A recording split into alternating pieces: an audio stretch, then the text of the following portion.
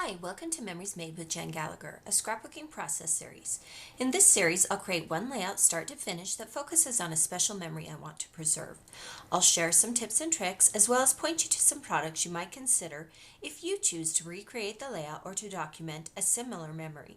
Today, I'm focusing on emails that my son recently sent me. My son is 9 years old, and he just barely learned how to use email, and so he has been sending me emails, and I totally wanted to capture this on a layout. So I'm starting with an 8.5 by 11. In this series I will do both 8.5 by 11 and 12 by 12. And then this particular diagonal paper is from Echo Park Paper, and this is from KI Memories. And we'll go ahead and add one strip of this camera pattern paper on the left side of the layout. And when I'm choosing papers and patterns, I usually start with a more colorful pattern, and this particular paper is what influenced all the colors in this layout. Then I'll look for some neutrals.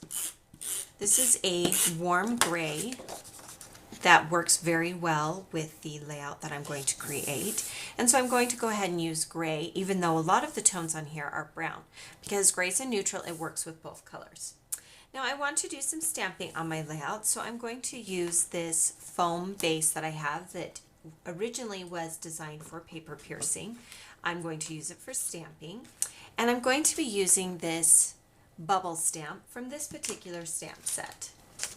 It includes a lot of great elements that you could use over and over again, and they're generic in nature, but also fun for anything you decide to use it for. And I'm going to use a yellow ink that is slightly darker than the cardstock I've selected. You could also use Versamark ink because it will create a similar effect. If you are just getting into stamping, I definitely suggest that you purchase some Versamark ink because it is a very nice ink to have, because it does make just every color that you use on cardstock just a wee bit darker. And we're randomly stamping this on this cardstock. You can do whatever pattern you like. You can space them as far from each other as you want, or however you like. And we are going to adhere that to our layout here, but I want to do a little bit more stamping, so I'm going to pull out this dark teal cardstock, and then I'm going to be using the Hey Y'all stamp from here, and I've pre-cut my cardstock so that it will easily fit the stamp. So I set my stamp carefully on it and then cut it with my paper cutter. So make sure you leave enough room. Now on this particular stamp, I wanted the stamp to actually overlap the cardstock, so I planned. So think about that when you are stamping. Do you want it to overlap or fill the space? So when you're using clear stamps, you do need acrylic blocks, and I have several in several different sizes. And when you place it on, you want to make sure that it is as aligned as possible so that it gives you a straight stamp. And we are going to repetitively stamp this along this teal border. And with smaller stamps, I typically stamp into the stamp pad. But if you have a larger stamp pad, you can turn your stamp upside like this and then ink on top. So again, just leave a little bit of space between each phrase. And then make sure whatever space you left on the first one, you repeat.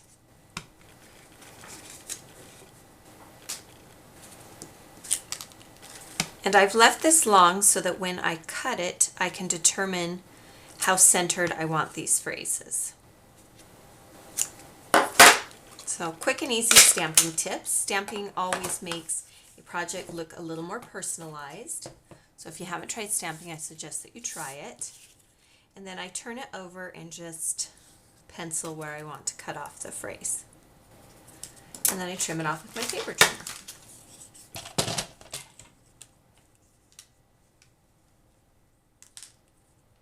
Alright, after we've done that, I want to add a few elements at the top before I layer the cardstock. And the first thing I'm going to add is a doily.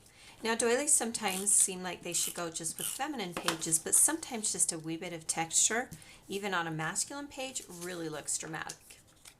This is from a Heidi Swapp folded out book, and I just trimmed this off. I like this particular shape.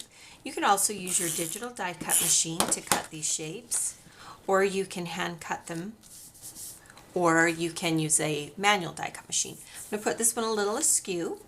This particular index card is from Lily B, and they have several different styles. I'll be sure to link you to them in the products section. Now we can go ahead and add actually I want to show you the next part that goes here. So to incorporate his little emails, I printed out the conversation that we had that came in my inbox, and then before printing it out, I very carefully eliminated any information, my private email, his private email, that I didn't want showing. You could also print it out as is and then cover it with a sticker or washi tape or whatever you want. But because other people will be reading this as well as you, I wanted to maintain his privacy. After all, he's only 9. So when you're recording a memory like that, you need to make sure that you are maintaining the safety of your child. So don't include any personal information that maybe shouldn't be shared with the general public. So then we will go ahead and add these little word bubbles at the top. And then I want to retrim this a little bit better.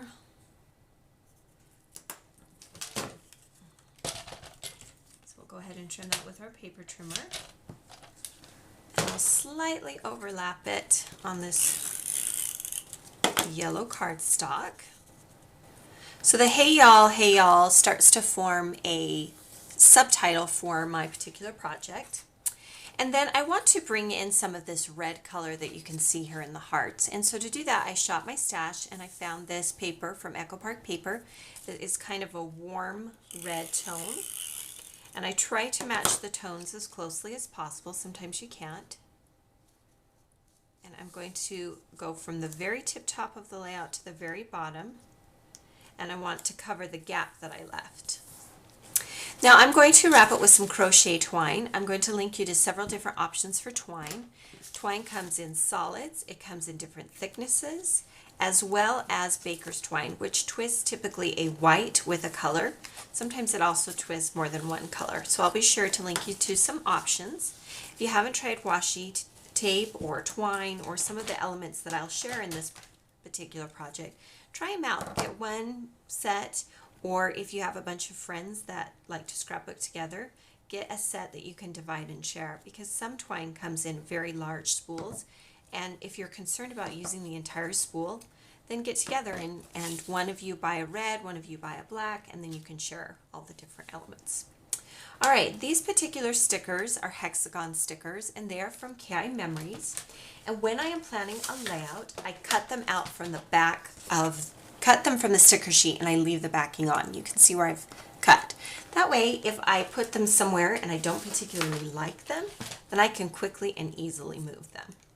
So I've pre-cut this bottom one so that it hangs off the bottom.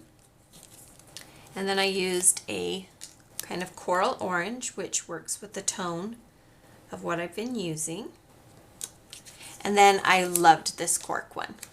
Just love adding texture, and as a sticker, it lies flat. I want to add some additional texture down here, so I have a button that I've tied with some more of that twine. And rather than stitch it directly to my layout, I simply thread the twine on and then stick a button directly on it. And then I can trim off any excess that I have. This is a particular product that if you have not tried yet, I suggest you try, because it's lots of fun to use. They're enamel dots. Several different companies make them. These particular ones are from My Mind's Eye, and they're smooth, and they come in several different colors and several different sizes. And so they're fun to use. I also have a little tab from October Afternoon from their tidbits. I'll make sure and show you a couple of different options for these. These are great staples to have on hand because they add just a little bit. This particular teal mirrors this teal, and it says Today's Story. Also, I love washi tape, and wood grain is, again, a fun neutral, and you can add it anywhere you like along the page. If you don't like it, washi tape is just thin enough that you can change where you place it on the page. And so just move it around until you get it exactly how you want it. You can just place it there. You can do a second color. You can do whatever you want. All right, so on these particular tabs at the top, I want to add some words, and so I have this fabulous collection of stickers from Tim Holtz, and inside they have words in both craft and white, and I'm going to use craft, and then you can just pick whatever words that you want and add them. I'm going to add mother because I'm his mother and he sends emails to me. And then you can add family, you can add, I like this one that says right. Now this one's a little bit longer than the tab I'm going to place it on, so use your scissors and alter your stickers as need be. You don't have to be stuck with the sticker the way that you get it. Alright, well I don't want to just have the email words on here. I wanted to incorporate a photo. So I just picked a photo from him of his that I liked and I changed it to black and white in Photoshop. And then this is a Polaroid sticker from that same KI memory sticker sheet. And I've pre-cut that photo to fit inside. And I print at home on a Canon printer. If you print at a store, then just try printing in different sizes to mix things up and make them look however you like. Rather than just allow it to lay flat on the page, I'm going to pop dot this particular sticker just a little bit, and I'll use some adhesive foam dots on the back, and I'll just use enough that it will stand up. So typically I'll just create a little grid like this, and then you just peel off that backing. Adding a little bit of height and dimension on your page gives it some shadows, and it will still easily slide into your sheet protectors. So we'll just place that there so he's incorporated. And then for the title, I picked some sentiments from Silhouette. This greetings is actually a Christmas sentiment, and it says season's greetings, but I thought greetings is perfect for a layout about receiving an email. And then the inbox was cut from a font that I particularly like called Chunk 5. And we're first going to put the inbox words down, and to first do that I'm going to I've cut a little yellow cardstock square and I'm going to ink the edges. And then when I'm putting down a die cut that is this thin, I typically use a glue pen. They come in a variety of tips. This is the chisel tip, but they do come even smaller than that. And first we'll put down the X. And one tip that I use is you can see that it has a line from the email. And I'm going to use that line to line up my letters. So I'm going to put that one down first. And then I'm going to place the O on top of this square I've cut from yellow cardstock. And what that does is it draws attention to your title and gives that O a little bit more presence on your page.